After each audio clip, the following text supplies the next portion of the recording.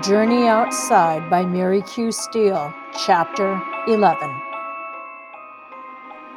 We are on to Chapter 11. He'd been walking in this really weird area and he'd gotten so thirsty. And he met a man and he had a knife. So we're going to find out what happens in Journey Outside by Mary Q. Steele. It's come a long way from the caves.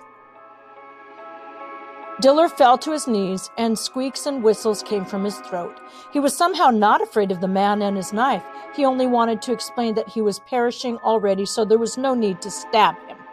The man walked by him without a look, and Dilar turned his head and saw him approach one of the lumpy, thistly plants and cut off the tip of one of the stubby branches. The section was like a small barrel, sealed at both ends, and the man stuck his knife into one end and made an opening and said, "Here, drink," as he held it out. Dilar seized it and held it to his mouth. The liquid that rushed between his lips was thin, flavorless, not sweet, salty, nor sour, neither hot nor cold. Still, it was wet, and he drank greedily, turning the strange goblet higher and higher to drain the last drops. When he was done, the man took the piece of the plant from him and said in a flat voice, "You have left none for me. Here it is the custom to share the waters of the dobun tree." "I'm so sorry," stammered Dilar, glad to find he had his voice once more. "I didn't know. I was very thirsty, dying of thirst." The man said nothing more. With his knife, he began to pare away the skin with its sharp spines. Dilar looked down at his hands, which bled in 2 or 3 places from the pricks of the thorns. In his eagerness to drink, he had not felt the wounds till now. When the man had peeled away the rind of the dobun tree, he cut off a piece of the flesh and handed it to Dilar. "Eat," he said, and cut a piece for himself. Dilar ate. Like the juice, the flesh was tasteless, queer and pulpy, and tough when he bit into it. Then, seeming to dissolve between his teeth, it slid down his throat, almost without his knowing he had swallowed. Still, it was food. Dilar ate and watched the man.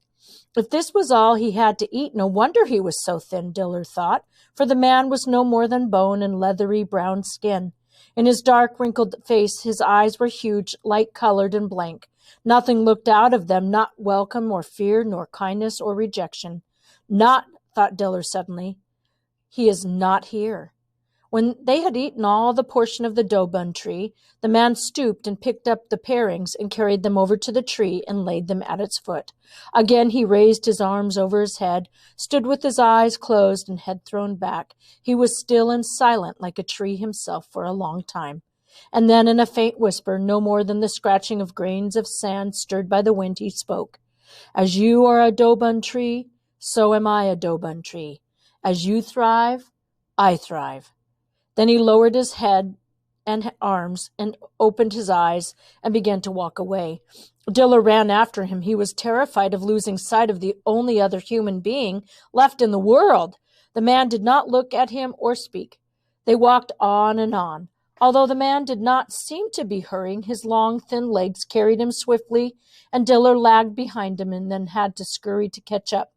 His muscles were sore and tired, and moving was an effort.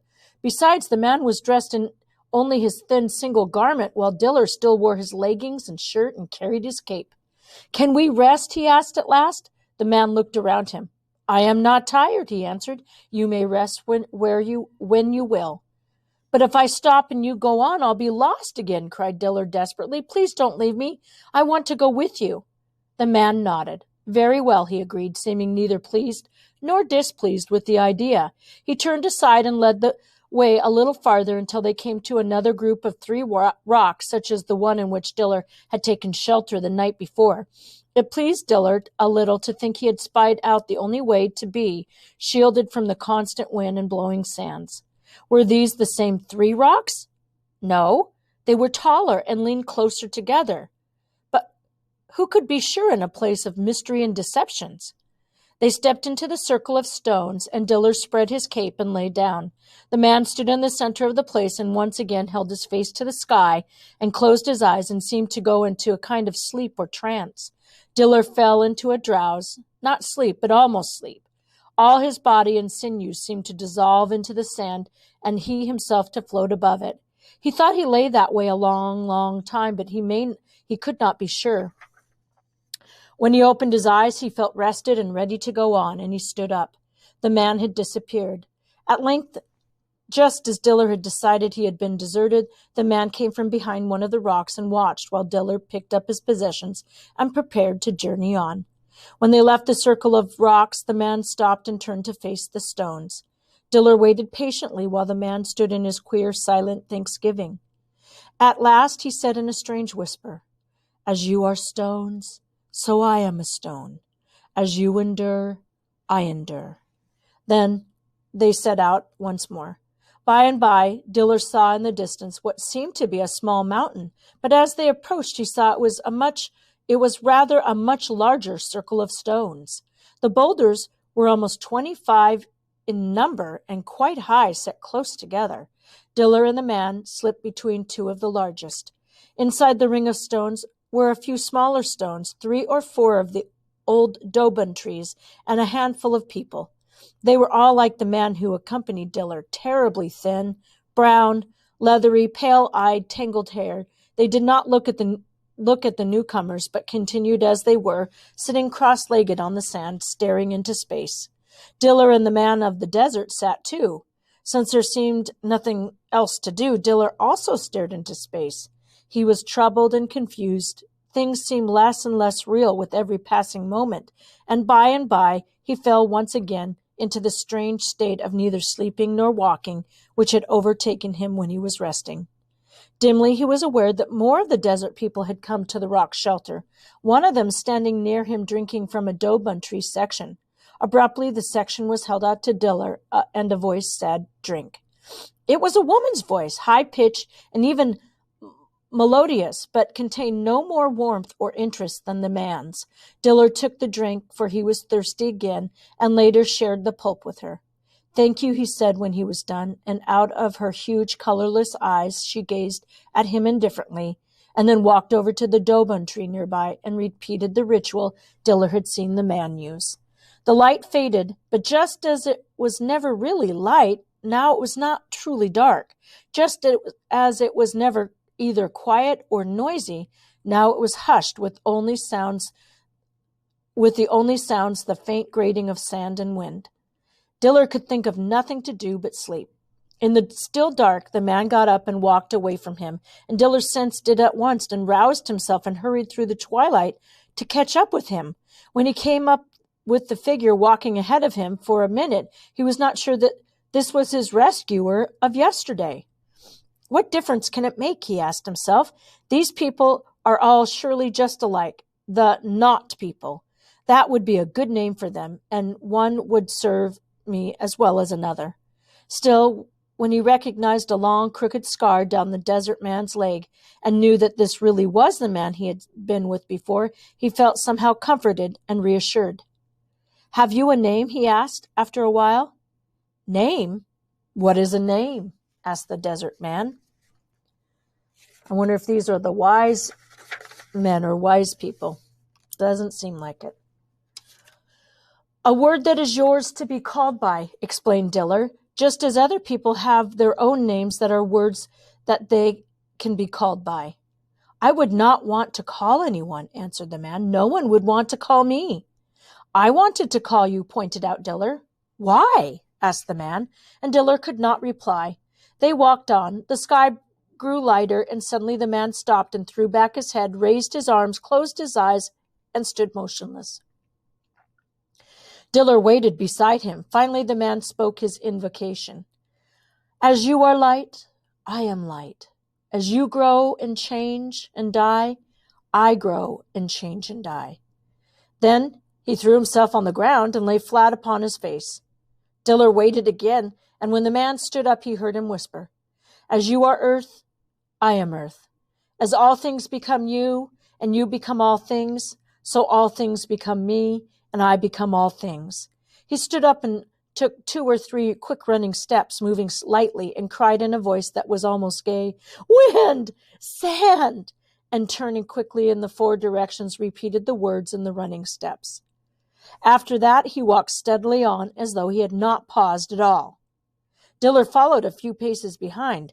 These must be the wise men he had heard about, these people who knew how to be content with so little, who wanted and needed next to nothing, who lived at peace with even the wind and sand. These must be the ones who could answer his questions. For several days, Dilar and the desert man wandered over the sand. Sometimes they stopped, and the man would sit for long periods, either staring straight in front of him or with his face turned up to the clouds. And in those times, Dilar dared not speak to him. Instead, he himself withdrew into sleep, or rather into that strange drowsing state which seemed always to be waiting for him when he stopped moving about.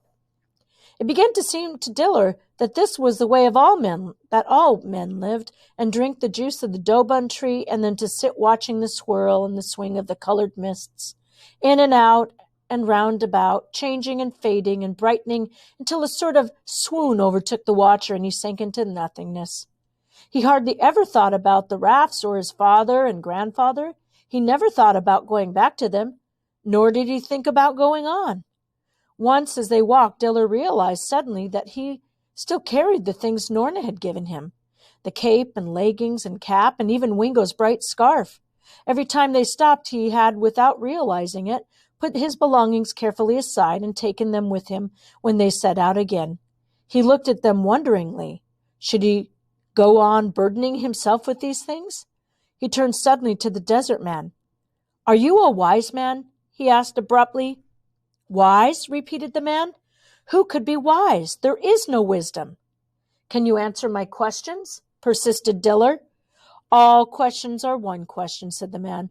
"All answers are one answer. Wind and sand ask no questions, and they receive no answers." "Am I wind? Am I sand?" asked Dilar wonderingly, and something stirred uneasily behind the desert man's eyes. "All things are one thing. When everything is nothing, all things must be one thing," Dilar said, and then he burst out. "Why are my people on the rafts? Do they go round and round? Where is that better place, and will they ever reach it?" The desert man stared at him for a long time. "What difference does it make?" he asked. "All places are one place. Wind and sand ask no questions and receive no answers."